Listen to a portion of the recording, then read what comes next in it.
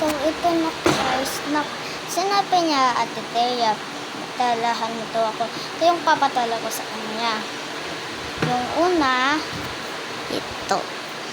Ay, kita na yung base ko, Kat. So, una, ito siya. Lalakay ko na.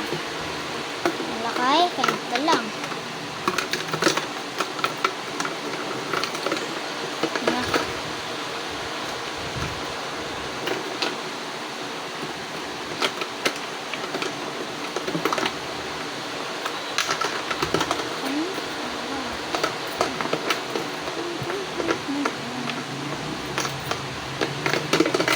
Tinakapit guys. Nakapit na siya. Kasi ito.